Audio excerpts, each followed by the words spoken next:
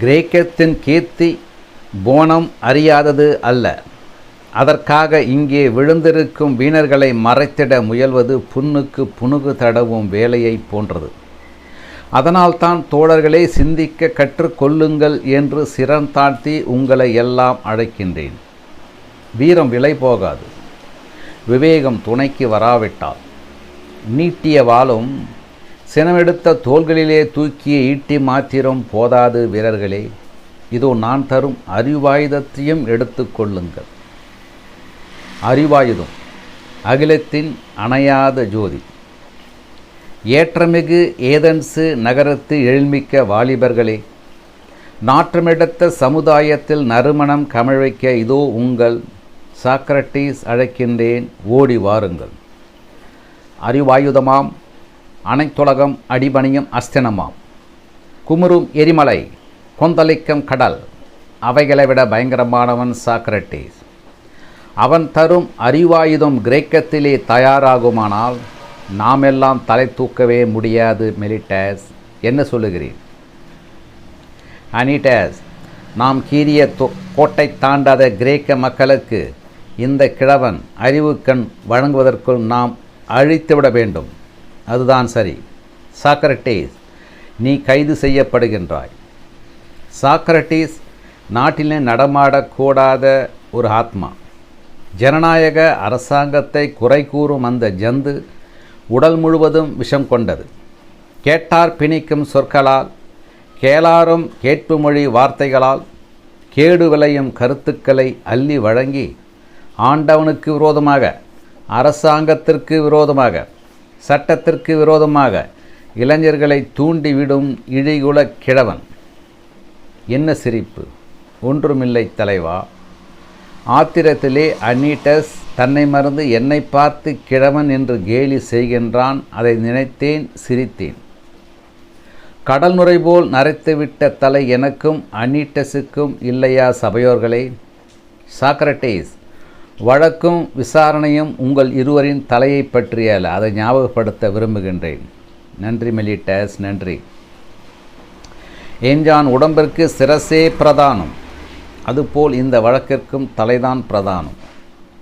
என் தலையிலே இருந்து பீரிட்டு வரும் அறிவிச்சுடர், அதை அழிக்க நினைக்கும் கவிஞனாகிய உன் தலையிலே இருந்து புறப்படும் அர்த்தமற்ற கற்பனைகள், அரசியல்வாதி அனீட்டஸின் தலையிலே இருந்து பீரிட்டு வரும் அதிகார ஆணவம், இந்த மூன்றுக்கும் இடையே நடக்க மும்முனை போராட்டம், அதன் விளைவுதான் இந்த வழக்கு. இந்த கிரேக்கத்திலே நான் ஒருவன்தான் இளைஞர்களை கெடுக்கின்றேன், அப்படித்தானே? நீங்கள் கெடுக்கவில்லை. இந்த நீதிபதி மெலிட்டஸ் யாருமே கெடுக்கவில்லை. எல்லோருமே இளைஞர்களுக்கு நன்மை செய்யும் பொழுது நான் ஒருவன் மட்டும் அவர்களுடைய பாதையை எப்படி மாற்ற முடியும்? ஒரு குடம் பாலுக்கு ஒரு துளி விஷம்.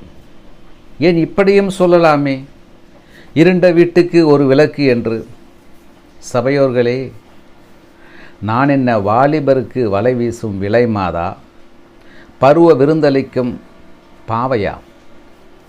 வாலிபரிடம் இல்லாத, வஞ்சியர் பெற்றிடாத வசீகர சொல்லலங்காரம், வார்த்த ஜாலம், அடுக்கு தொடர், இப்படி பல மாயங்கள் கற்றவன் நீ.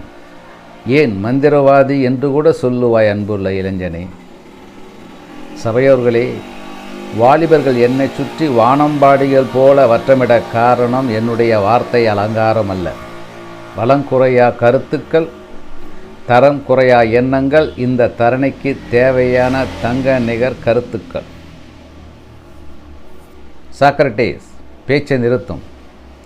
இந்த நீதிமன்றத்தின் அதிகப்படியான உறுப்பினர்களின் வாக்களிப்பின்படி நீர் விஷம் சாப்பிட்டு மரண தண்டனைக்கு ஆளாக வேண்டுமென்று தீர்ப்பளிக்கின்றேன். பிரிட்டோ, உனக்கு தெரியுமல்லவா, இன்றுடன் 30 நாள் சிறைவாசம் முடிந்து இன்று விஷம் சாப்பிட்டு சாக வேண்டிய நாள். அதோ வந்துவிட்டது அமுதம். சிறைக்காவலர், இதை நான் என்ன செய்ய வேண்டும்? பெரியவரே, இந்த விஷத்தை முழுவதும் குடிக்க வேண்டும். பிறகு அங்குமிங்கும் நடந்து கொண்டே இருக்க வேண்டும். கால்கள் மரத்து போகும் வகையில் நடக்க வேண்டும். பிறகு அமர்ந்துவிட்டால் கால் ஜிலித்து கொண்டே வரும். பிறகு படுத்துவிட்டால் ஆனந்தமயமான நித்திரை, கனவு மங்கையாலும் கலைக்க முடியாத நித்திரை. நண்பா, இந்த விஷத்தை சிறிது நேரம் கழித்து கூட சாப்பிடலாம். அதற்கு சிறைச்சாலையிலே அனுமதி உண்டு.